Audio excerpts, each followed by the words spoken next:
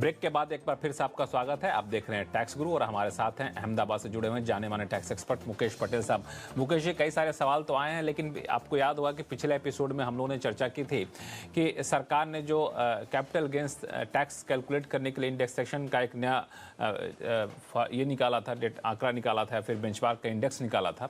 अब हम ये जानना चाहते हैं कि अगर कोई संपत्ति गिफ्ट मिल जाती है, वसीयत मिल जाती है, विरासत मिल जाती है, तो जब हम उस संपत्ति पर कैपिटल गेंस टैक्स का कैलकुलेशन करते हैं तो उसमें किन किन बातों का ख्याल रखें, खासतौर से इस तरह के इंडेक्सेशन का? बिल्कुल लक्ष्मण जी, ये बख्शीश, वसीयत या विरासत में जब आपको कुछ मिलता है तो समझिए उसकी आपकी तो कोई कीमत होती नहीं है। ठीक है, आपको तो जीरो में मिला है। अब आपके मन में ये सवाल होगा कि क्या इसकी वैल्यू मेरे लिए जीरो होगी? अच्छा, आपको मिला है आज और आप उसका अगर इंडेक्सेशन का, जैसे हमने लास्ट ईयर टाइम बताया, तो उसका इंडेक्सेशन की गिनती कैसे करें? तो ये दोनों चीज में बातें ये स्पष्ट इनकम टैक्स एक्ट में है कि सबसे पहले the cost of acquisition will be cost of the previous owner. अच्छा। और सेकेंडली पीरियड ऑफ होल्डिंग, मेरे लिए जब से लेके जिसने मुझे बख्शीश, वसीयत या विरासत में दिया है उसने कब धारण किया था, तब से लेके मैं जिसको कवर करता हूं ये पूरा समय उसको मेरे पीरियड ऑफ होल्डिंग में गिना जाएगा।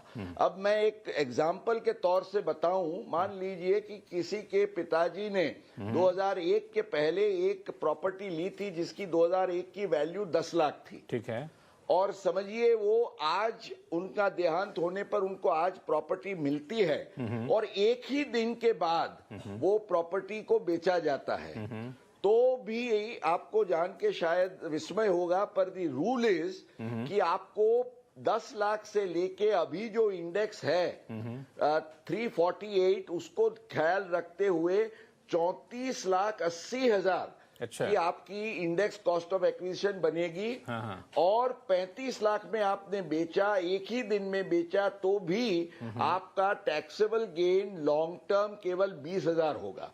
तो ये दो नियम हमें जब ऐसे एसेट्स मिलते हैं इसके लिए ख्याल में रखना है। बहुत अच्छे से आपने दर्शकों को बहुत अच्छे से आपने उदाहरण देकर के समझा दिया, और बहुत ही जटिल होता है ये सारा कैलकुलेट करना, लेकिन आपने बखूबी आसान भाषा में समझाया।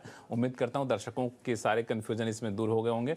अब चलते हैं पुणे, जहाँ से पराग भिड़े साहब हमारे साथ फोन लाइन पर जुड़ चुके हैं। पराग साहब नमस्कार, क्या सवाल है आपके पास? हाँ, मेरे एक ही बैंक में सेवरल यानी 5-6 एफडीज है जिनका इंटरेस्ट इनकम एनुअली 7 लाख से नीचे कम आ जाता है। ठीक है। तो ये हाँ, इस साल के फाइनेंशियल ईयर के लिए 7 लाख तो अपर लिमिट है टैक्स के लिए।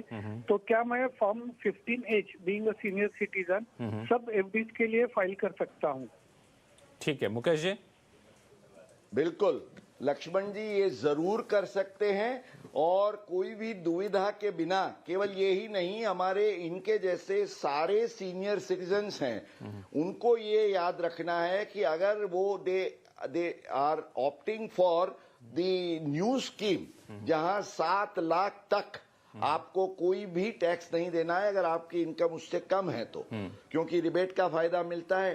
तो 15H आप दे सकते हैं। इसके बारे में सीबीडीटी ने 2019 में जो सर्कुलर जारी किया था उस समय 5 लाख की रिबेट की मात्रा थी, अब ये 7 लाख की गई। वही सर्कुलर उसी स्पिरिट में ये चालू रहेगा। तो भाई साहब आप 15H दीजिए और निश्चिंत हो जाए। बिल्कुल पराग जी, कोई टेंशन की बात नहीं है और आपने सही सोचा है। चलते हैं गुरुग्राम, जहां से अभिषेक खंडवाल जी हमारे साथ फोन लाइन पे जुड़ चुके हैं। अभिषेक जी नमस्कार। नमस्कार। कहाँ उलझन है आपकी? मेरा सवाल एचयूएफ टैक्स प्रोविजन से रिलेटेड था। तो अगर करता है एचयूएफ मेंबर एचयूएफ को गिफ्ट करता है gift in a form of cash या प्रॉपर्टी, तो उसके टैक्स प्रोविजन क्या रहेंगे, और उस गिफ्ट से कोई इनकम एक्रू होती है तो उसकी टैक्सेबिलिटी कैसी रहेगी? ठीक है जी, देखिए इसमें दो बातों का ख्याल रखिए। सबसे पहले जब इंडिविजुअल जो करता है या मेंबर है वो अपने ही एचयूएफ को कितनी भी रकम की गिफ्ट दे तो एचयूएफ के हाथ में कोई टैक्स नहीं लगता है, क्योंकि उसको रिलेटिव के दायरे में माना जाता है सेक्शन 56(2) के तहत। इसलिए एचयूएफ को टैक्स का सवाल नहीं है, लेकिन आपको ख्याल में ये रखना है कि हालांकि आप अपने एचयूएफ को दे रहे हैं गिफ्ट, तो सेक्शन 64 के तहत जो क्लबिंग के प्रोविजंस हैं वो लागू होंगे और एचयूएफ की जो आय होगी वो आपकी आय में उसको जोड़ा जाएगा, वो क्लबिंग होगा, ये आपको ख्याल रखना है लक्ष्मण जी। चलिए फिलहाल वक्त है छोटे से ब्रेक का। ब्रेक के बाद बताएंगे अगर आप एनआरआई हैं और अपनी मां को पैसे भेजते हैं तो भी क्या देना होगा टैक्स, बताएंगे छोटे से ब्रेक के बाद।